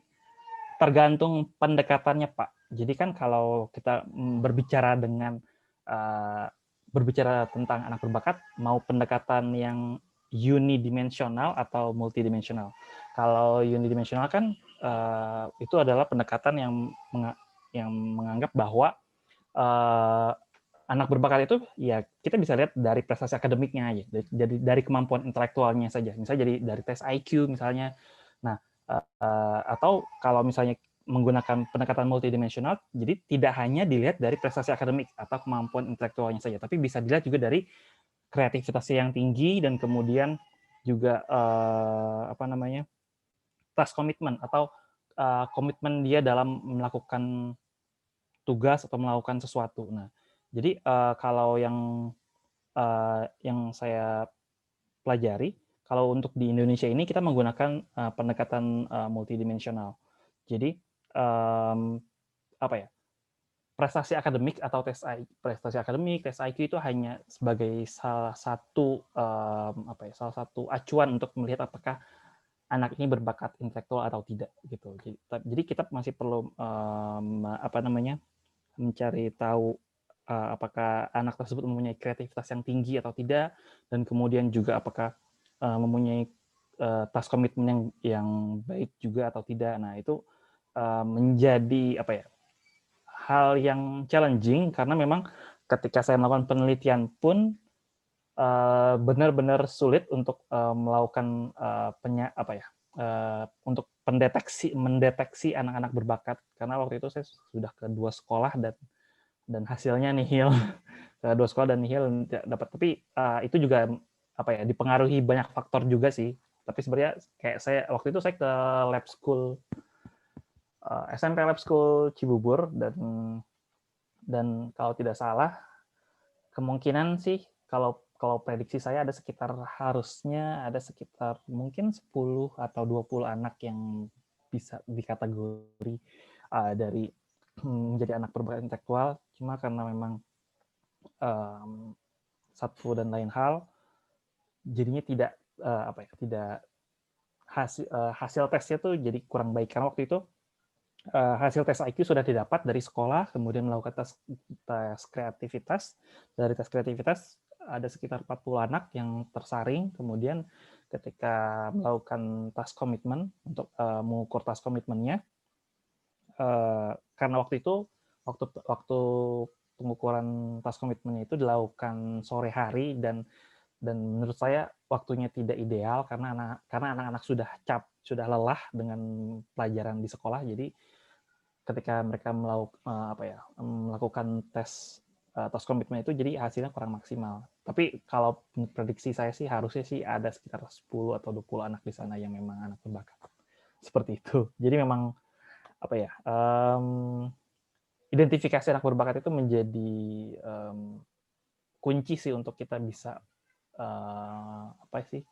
membantu anak-anak berbakat yang ada di negara kita, di Indonesia, seperti itu. Iya, baik. Makasih Mas Fahru. Ini terakhirnya dari Rania. Silakan Rania, mau bicara nggak? Biar kenalan nih Rania. Oke. Silakan Rania. Halo. Ya, silakan.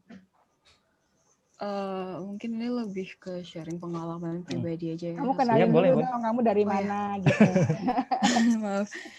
Perkenalkan, nama saya Rania, mahasiswa Universitas Indonesia. Semester ini ambil kelasnya Prof. Reni, Psikologi Pendidikan Anak Berbakat. Saya mau sharing pengalaman pribadi aja, karena kebetulan saya ikut kelas akselerasi.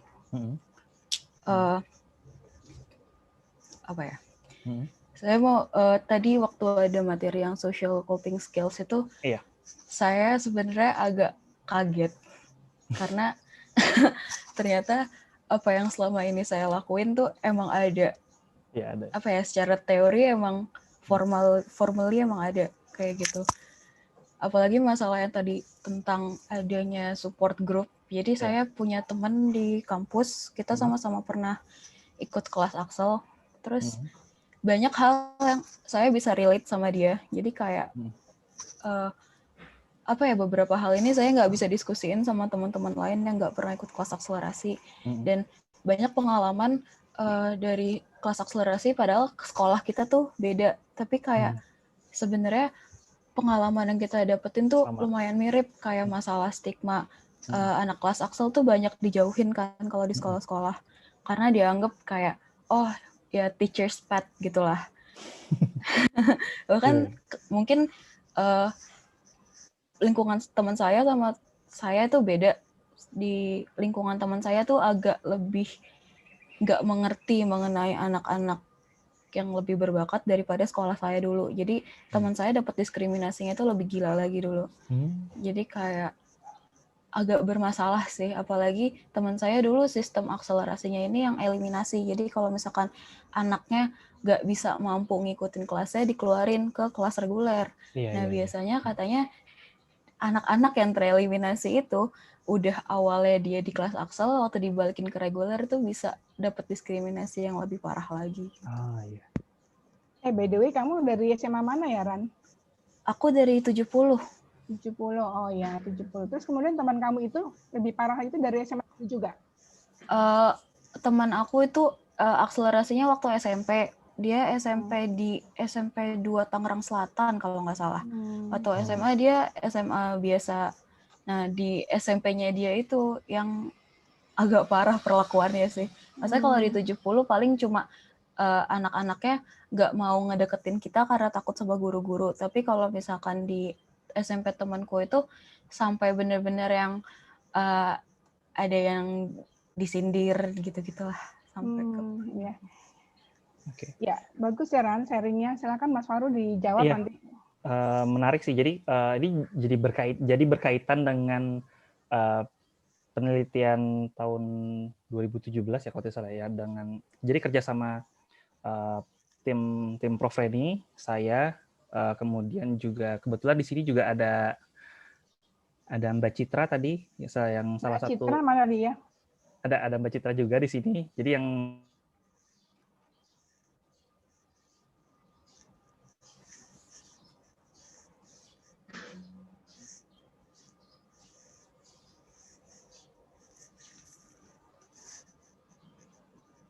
kok saya freeze ya? Iya. Miskonsepsi memang apa ya, kalau menurut saya sih kayak mengerikan ya gitu ya. Jadi kayak jadinya itu jadi kayak ajang kompetisi, bukannya pengembangan bakat intelektual gitu. Karena memang waktu di lapangan pun ada sekolah yang memang fokusnya hanya mengukur, melakukan pendekatannya unidimensional tadi, identifikasi anak berbakatnya hanya dilihat dari prestasi akademiknya, dari tes IQ-nya saja, dan memang ada sekolah yang membuka program akselerasi hanya untuk semacam ya marketing lah, jadi supaya sekolahnya jadi wah nih sekolah unggulan, jadi supaya banyak orang tua yang mau keluar uang lebih banyak supaya anaknya bisa masuk program akselerasi. Jadi memang ada miskonsepsi dalam pelaksanaan program akselerasi di beberapa.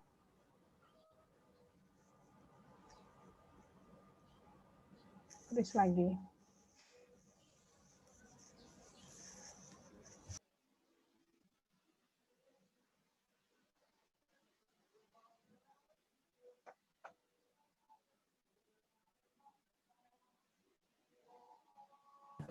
Dan memang salah satu temuannya seperti itu, dan juga ada miskonsepsi tentang sistem compacting.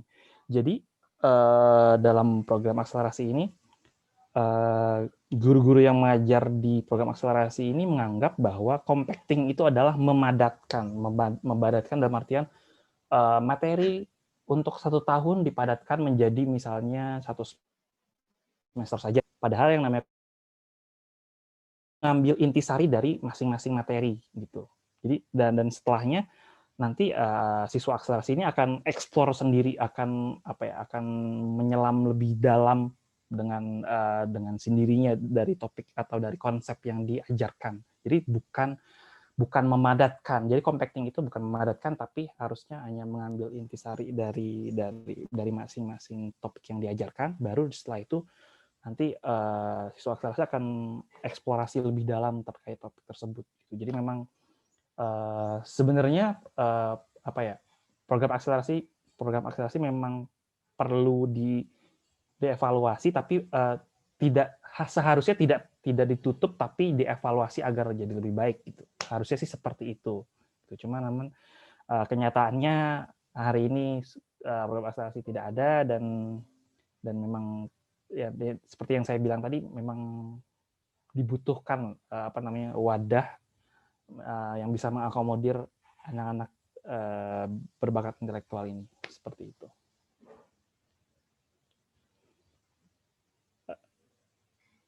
Terima kasih banyak ya Mas Faru. Rania ini kan dari kelas akselerasi pendidikan keberbakatan yang semester ini ya Ran ya.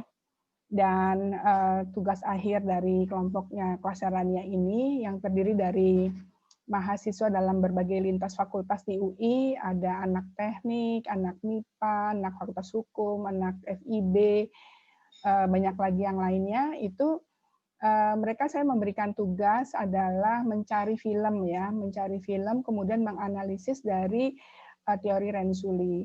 Nah, untuk berikutnya nanti ada tambahan untuk pertemuan, artinya selain ada sharing session, kalau yang weekend ini untuk masalah psikologi secara umum, tapi yang untuk anak berbakat ini adalah festival keberbakatan ya, festival film keberbakatan itu kita akan kaget ternyata banyak ya film-film yang mengangkat tema anak cerdas istimewa dan bakat istimewa ini.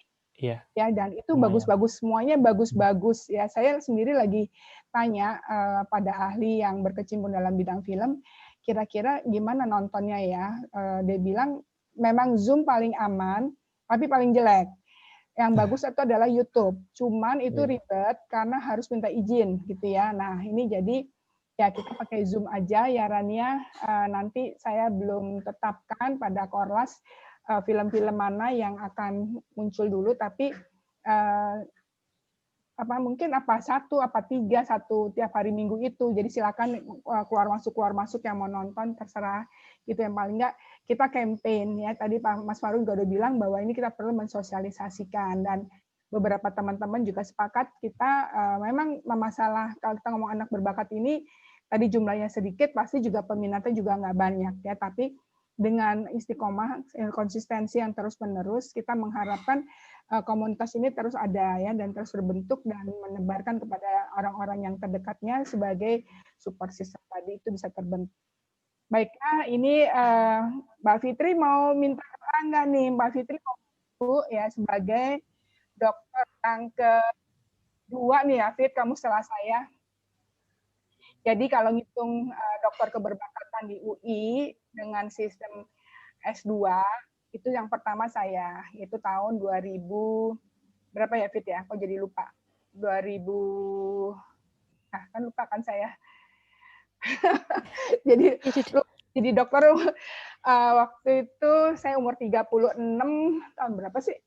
Bukan tahun masih 97 ya, Prof? Bukan ya? 97 ya? Bukan, salah, 93. Saya waktu itu umur 36 tahun. Tahun 93 saya dokter, dan sekarang Fitri akan menjadi dokter keberbakatan yang kedua, Fit. Ya, dari sistem yang tadi gitu. Silakan dideklarasikan, minta doa, dan ini Bu Fitri, saya perkenalkan dari Inagate, Sekjen Inagate, Mas Fahru wakil ketuanya, dan nanti ada Bu Cucun dan teman-teman lainnya itu juga dari pengurus Inagate.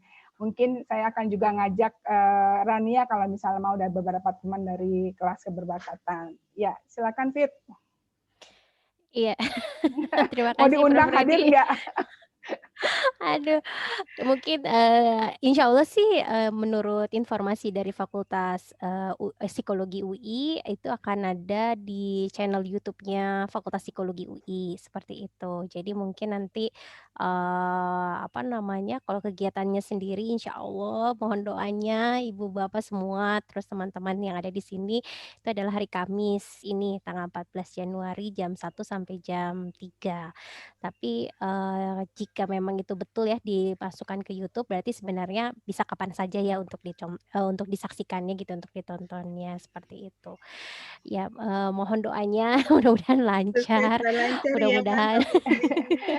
Ya, terima kasih Bu Cucun. Baik, terima kasih Mbak Fitri. Mudah-mudahan lancar semuanya ya. Jadi dokter hari Kamis tanggal 14.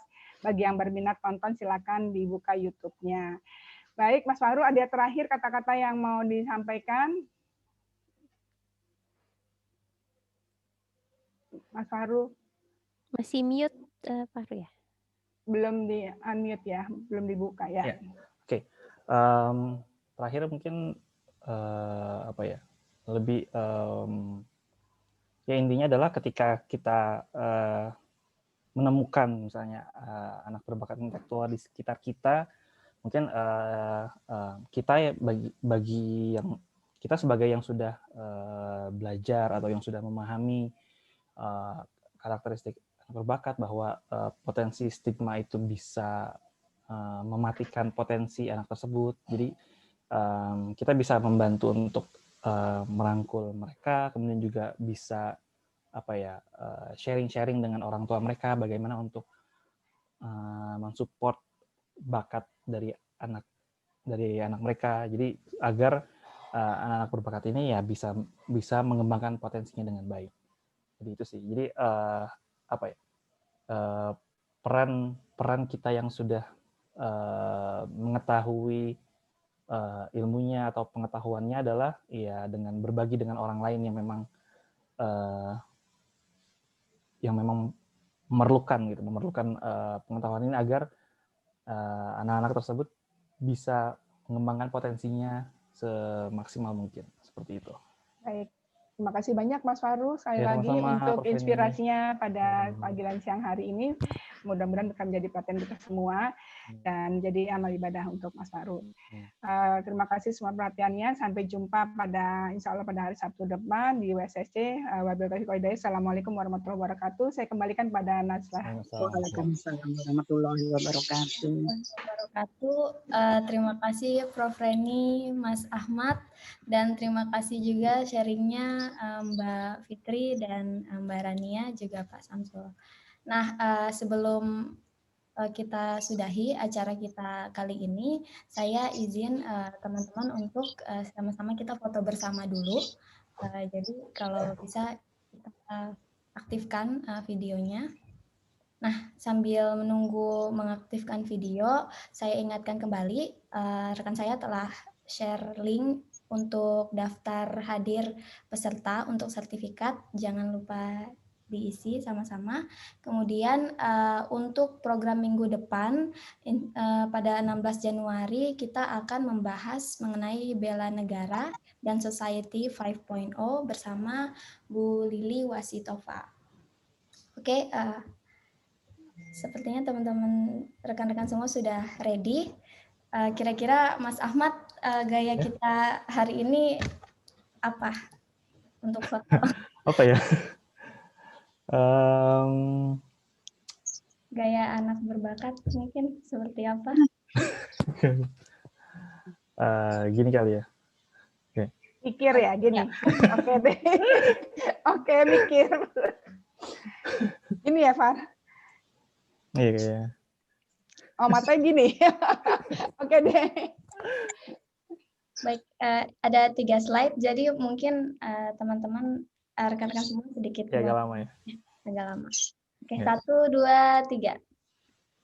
Ditahan. Oke. Slide selanjutnya. Oke. 1, 2, 3. Slide selanjutnya lagi. 1, 2, 3. Terima kasih. Oke, terima kasih. Sampai jumpa. Terima kasih, Prof. Terima kasih. Ada Elvan. Terima kasih sudah hadir ya, San. Ya, terima kasih. Terima kasih maaf banyak. atas kekurangannya. Ya, oke. Ya, makasih, Prof. Sama-sama.